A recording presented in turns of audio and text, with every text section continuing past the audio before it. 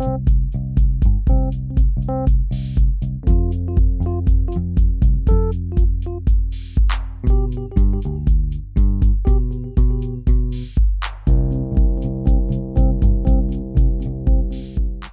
decidiste o que é que vais usar? Sempre é um PC? Ou...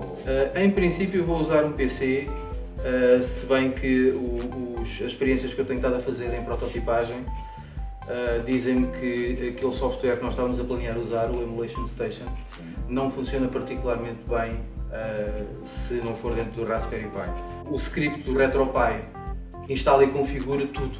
Sim. E quando vamos usar isso num PC, há muita configuração que é necessária ser feita e se tentarmos ir ao script do RetroPie usar partes do código, a maior parte das coisas não funcionam. Vai buscar binários compilados especificamente para o Raspberry Pi.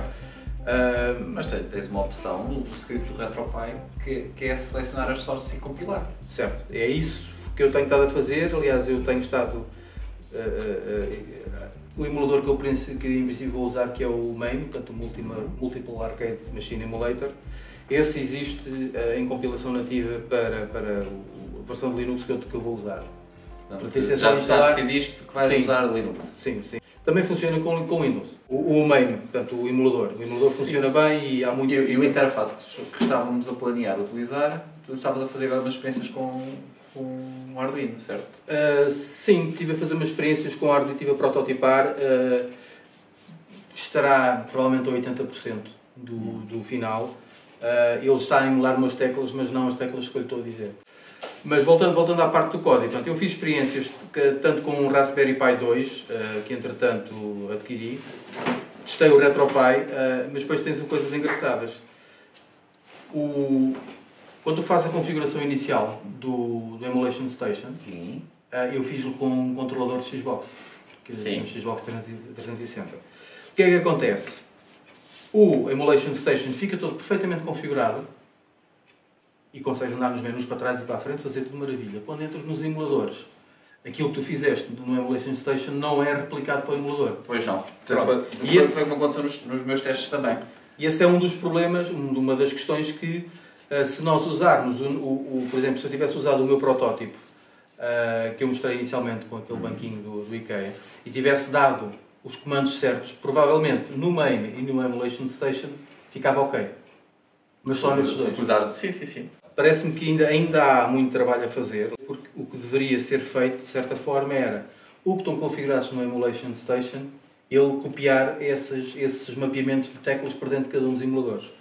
O que acaba por ser um bocado de dor de cabeça, porque nós sabemos que cada um deles tem as suas próprias configurações. Pois. Por outro lado, o Emulation Station tem, para mim, um problema. É uma configuração feita num fecheiro XML que humanos normalmente não conseguem.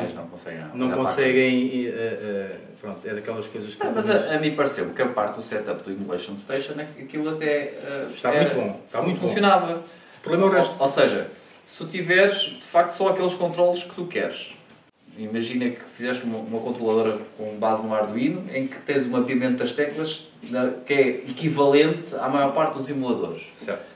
E configurares o Emulation Station na primeira fase com esse comando, a coisa deve ser também penso que sim. Muito simples. Imagina que nós só temos o controlador de uma Xbox 360 e estamos preparados para o desmontar e usar a eletrónica toda para ligar os botões. É uma das vias também possíveis, não é? Sim, que é uma das formas que existe. Não vai dar, a não ser que tu vais ter que ir ao software de cada emulador que tu pretendes utilizar e fazeres lá o mapeamento para que as teclas fiquem certas com... Mas nisto devemos de ter um vídeo só dedicado a esta coisa. Nós ainda estamos um bocadinho longe, ainda estamos na parte... nós estamos a ver a tinta a secar. E só para não estarmos calados, estamos a falar estas coisas, não é? Vamos tratar do áudio da arcade do Sérgio. Sérgio, qual é a tua ideia para a tua arcade? É ter som. Não. Com base nestas colunas, abrir, retirar as colunas que interessam e depois, na placa que nós já estivemos a cortar previamente, que basicamente é a zona abaixo da marquee onde fica as colunas, colocá-las aqui, a minha ideia é fazer um traçado da localização onde vão ficar as colunas e depois fazer uns furos para o som sair. Eu não tenho a certeza, confesso, tendo em conta que o MDF é relativamente grosso, se para o som ficar claro o suficiente, se basta ter só uns furos ou recortar efetivamente um quadrado para o som sair mais claro e depois cobri-lo de alguma forma. Mas é que as tuas colunas têm som em formato de diamante. Achas que é de valor reaproveitar o diamante? Não. Sim. Olha, toma. Eu tomei a liberdade de escolher as armas que íamos utilizar e se estas não funcionarem, eu tenho esta aqui. Ok? Bom. Estas são armas mais elegantes para uma altura mais civilizada. Um bom truque para quando estão a desmontar coisas e não perderem parafusos, temos aqui um ímã que impede os parafusos depois. Não é que a gente os vá utilizar, mas ao menos estão ali todos juntinhos. Bem, como não vamos reaproveitar isto e as colunas estão aqui Coladas, bem coladinhas, temos a abordagem da violência. Também. A cola nestes produtos, como já é velha, se dermos umas pancadinhas assim, não é preciso com muita força, ela acaba por estalar e as coisas saem. Portanto, vamos lá testar esta técnica.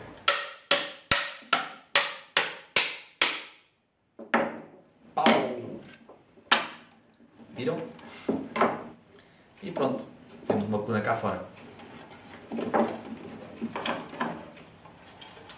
Temos mais coisas para retirar. Um transformador. Sim. Esforça. Porque estas colunas são umas colunas amplificadas, não é? Ligam-se diretamente por 220 volts.